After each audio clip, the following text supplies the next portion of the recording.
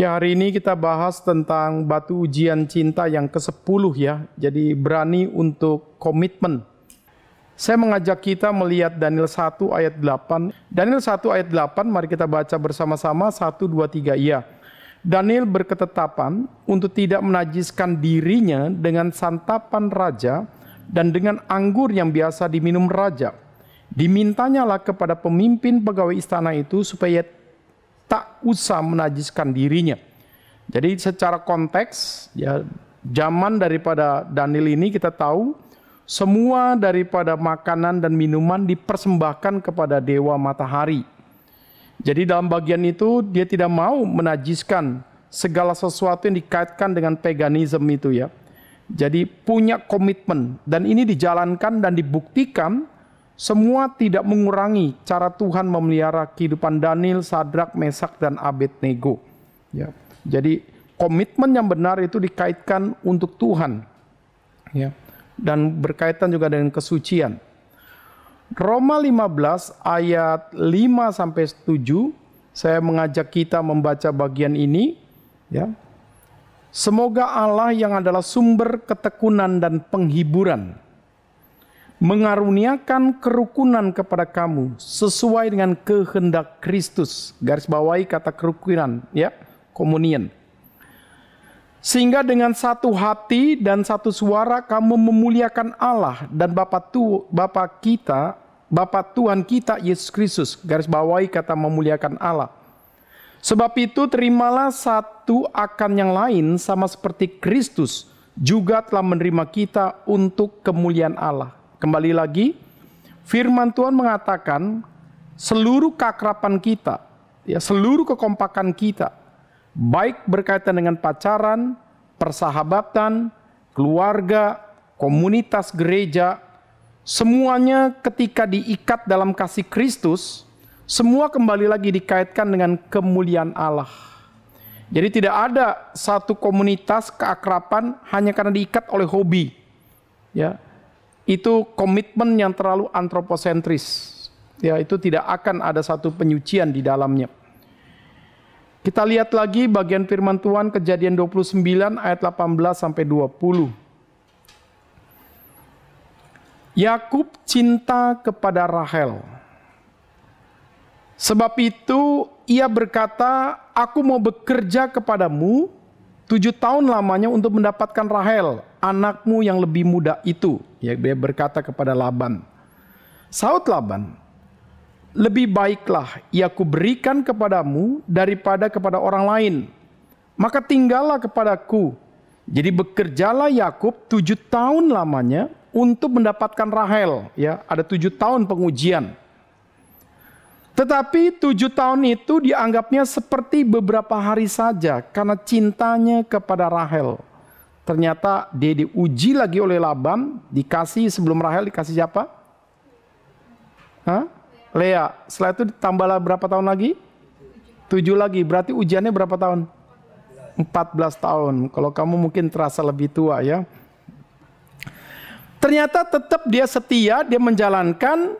Kenapa? Setiap hari itu, setiap tahun dianggap hanya beberapa hari saja. Nah, di sini kita melihat ya. Kekuatan cinta itu bisa melepaskan kejenuhan. Ya. Jadi kekuatan cinta itu luar biasa. Jadi kuantitas itu tidak dianggap sebagai sesuatu yang menjemukan, sesuatu yang sangat membosankan, tidak. Ya. Nah, kita masuk dalam pembahasan kita. Menurut Anda, mana yang lebih penting dalam masa pacaran? Perasaan cocok dengan orang itu, perasaan nikmat dalam komunikasi, perasaan untuk bisa klop di dalam banyak diskusi, dan perasaan yang dimana kita merasa dihargai, atau yang lebih penting komitmen. Nah, kalau perempuan pasti jawabnya yang mana nih?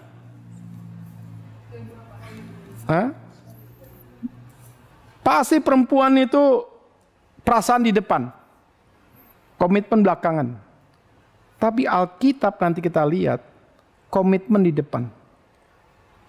Ya. Ntar saya kasih banyak contoh.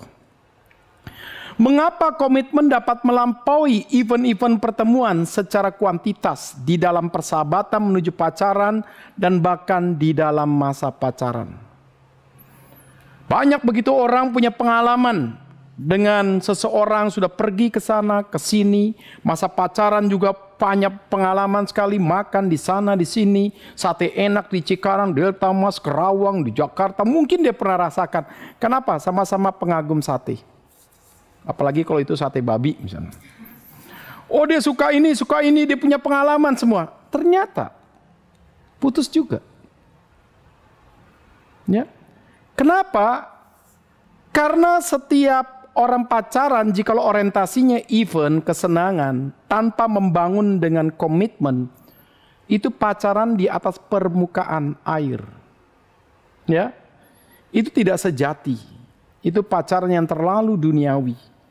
Jadi oleh karena itu perlu kita membahas bagian ini dan juga minggu depan. Bagaimana kita mempertumbuhkan dan membangun ya nilai komitmen itu. Itu ujiannya. Jadi kalau orang kita ajak untuk membangun komitmen dan kita ajak untuk mempertumbuhkan komitmen dia nggak bisa, ya sudah tinggalkan saja. Daripada engkau sakit hati dan lain-lain, ya. Dan ditinggalkan ini bukan berarti engkau orang kejam, bukan. Tapi ya itulah sesuatu yang memang harus berani dilakukan karena memang kita tahu apa yang terbaik. Ketiga, apa akibatnya jika pacaran tanpa komitmen? Ya berarti pacaran tanpa membangun pondasi. Ya. Karena itu ibarat satu bangunan dibangun di atas pasir. Jadi pacarannya itu adalah pacaran yang sifatnya hanya senang-senang, fun saja. Nanti dikasih kesulitan, dikasih penderitaan, dikasih tanggung jawab, mulai semuanya teruji. Keasliannya semuanya muncul. Ya. Dan apa kata Alkitab tentang komitmen? Ya, ini perlu kita dalami dan apalagi tadi kita sudah bahas semua kata Alkitab komitmen selalu dikaitkan dengan Tuhan. Dan manusia bukan sumber yang membangun komitmen itu bulan depan, tapi kasih Kristus. Dikarenakan kita sudah mengenal Dia, maka itulah sumber kekuatan kita. Nah, jadi dalam bagian ini kita nanti akan menyentuh hal-hal seperti ini walaupun nanti bulan depan secara lebih jelas kita akan membahas yang sekarang keberanian komitmen, yaitu adalah bagaimana kita mempertumbuhkan daripada komitmen itu sendiri atau membangun komitmen. Oke. Apa itu komitmen?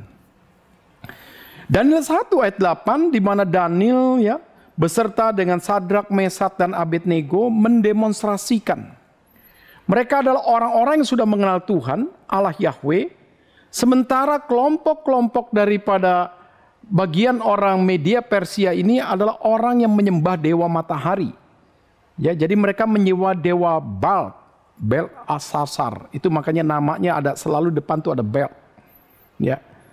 Nah, di dalam bagian itu mereka komitmen untuk tidak makan dan minum daripada yang disiapkan oleh raja dan semua orang di situ yang terlebih dahulu sudah dipersembahkan kepada dewa matahari atau dewa bulan.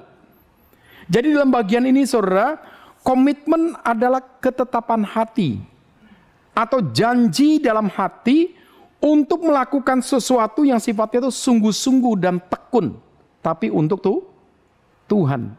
Jadi kalau kita komitmen kurus, ya salah gak? Saya mau diet.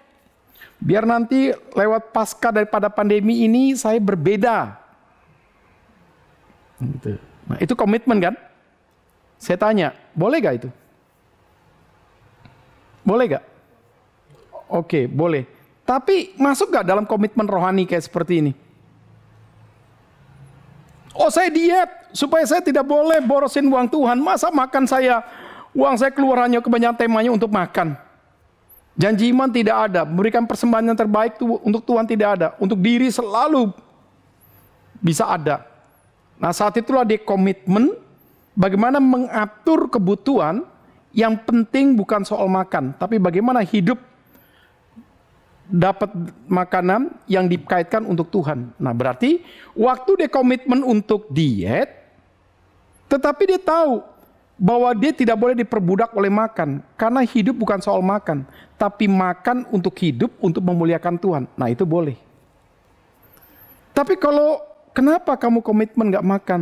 Supaya cantik, tampan, langsing, terus tidak dikaitkan dengan Tuhan, itu juga bersifat antroposentris. Ya, itu pasti jatuh bangunnya kurang kuat. Nah jadi dalam bagian ini saudara, jelas sekali komitmen itu yang benar, itu selalu dikaitkan dengan Tuhan. Ya. Nah di sini kita lihat ada faktor pendukung daripada komitmen. Jadi kadang-kadang tuh ada orang tuh janji, cepat sekali secara mulut. Baru berapa minggu, berapa bulan sudah apa? Kandas. Kenapa? Karena dia lupa bahwa komitmen itu ada satu nilai komitmen yang kedua langkahnya, yaitu apa? Ada program, ada konsistensi, ada kontinuitas yang dia targetkan, itu komitmen. Jadi kalau cuma komitmen secara mulut, tetapi dia tidak bikin satu program, dia tidak buat satu strategi yang menunjukkan satu nilai konsistensi dan kontinuitas di setiap hari, setiap minggu, setiap bulan, setiap tahun yang dia targetkan, itu bukan komitmen. Maka pada waktu kita perkenalan, kita mendalami kualitas perkenalan kita kepada seorang, perlu dikasih waktu 3 bulan, 6 bulan, nggak apa-apa. Setelah itu merasa pendekatan baik, masuk dalam komitmen pacaran, ditetapkan lagi, mau dibawa kemana pacaran ini ke depan? Berapa tahun?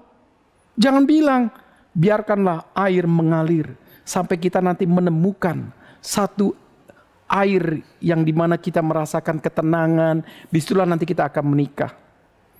Saya kira kita pasrah dengan hukum alam dan kita tidak punya aspek proaktif. Jadi dalam bagian itu bukan seperti itu. Jadi semua harus diprogram dan semuanya harus dijalankan dari titik alfa untuk kita punya komitmen mencapai satu masa pengenalan, mencapai masa pacaran, dan itu jelas 3, 4, 5 tahun. Ya. Jadi kalau akhirnya pacaran tidak ada komitmen, pacaran kamu bisa kebablasan. Judulnya bahkan sampai sinetron, jilid 1 7 tahun. Jilid kedua sampai tahun ke-10. Ya, saya kadang-kadang kaget. Berapa lama pacaran? Baru 12 tahun, Pak. 12 tahun? Udah selesai S3 itu. Ya kan? Sakit hati, ya kan? Sakit kantong, ya kan? Sakit yang lain-lain udah S3 dalam pacaran itu. Ya. 12 tahun sampai dengan 14 tahun. Itu bagi saya tidak harus seperti itu, saudara. Kalau kita dari awal memang benar udah komitmen. Begitu. Nah yang kedua, karena ini sudah diprogram, karena ini sudah diarahkan, karena ini punya target, maka masing-masing harus ada perjuangan dan pengorbanan untuk pencapaian itu semua. Misalnya kalau kita masa persahabatan, masa perkenalan, ya harus ada perjuangan pengorbanan bagaimana kita bisa kenal satu dengan yang lain. Ya, misalnya kita uji dalam waktu 3 bulan, 5 bulan, 6 bulan. Jadi harus berani. Setelah itu kita bikin tetapkan. Pernah gak kita nonton balap racing gitu, kekuatannya muternya tuh bukan ditentukan 20 puter. Pokoknya tergantung sampai matahari terbit misalnya. Matahari terbenam. Kita nontonnya bosen gak? Bosen gak? Bosen ya. Terus kita lihat pertandingan sepak bola. Misalnya gitu kan. Waktu itu ditetapkan 45-45. Tergantung sampai mana yang paling kuat. Terus kita nontonnya bosen gak? Bosen kan? Kenapa bosen saya tanya? Terus kalau dibatasin bikin greget gak? Wah, tim saya kalah 1-0. Tinggal 2 menit lagi, 2 menit lagi, 2 menit lagi. Bikin apa tuh? Kalau kita nonton gitu bikin apa? Dak dikduk, terus bikin apa? Melatih kita apa? Ya kan? Sabar di tengah-tengah penantian, nggak boleh berdoa kiranya musuh yang bukan klub yang kita kagumi kalah gitu, bikin kesalahan begitu kan. Akhirnya disitulah kita keuji kan. Kita berdosa hanya gara-gara favoritism. Nah, kalau kita pacaran, sebelumnya masa pacaran tidak diatur dalam waktu, itu membosankan. Ya, membosankan. Maka perjuangan dan pengorbanan ini adalah tipe karakteristik orang yang memang sudah siap untuk pacaran. Bahkan di depan untuk orang siap untuk menikah. Jadi kalau orang tidak teruji konsistensinya, kontinuitasnya, dia tidak teruji akan perjuangan dan pengorbanannya, jangan kita pacaran dan menikah dengan orang seperti ini. Nanti kamu yang dikorbankan. Ini bahaya, saudara. Nah, jadi dalam bagian ini kita satukan dulu persepsi, kita satukan dulu pola pikir kita bahwa ngerti inilah yang disebut definisi komitmen kita. Jadi bukan yang berkaitan dengan diri, lahiriah saja, tapi dikaitkan dengan Tuhan dalam nilai tanggung jawab rohani kita. Entah berkaitan dengan manajemen waktu kita, entah berkaitan dengan pengembangan talenta kita, entah berkaitan dengan pengeluaran kita. Pokoknya semuanya punya nilai tanggung jawab rohani di hadapan Tuhan.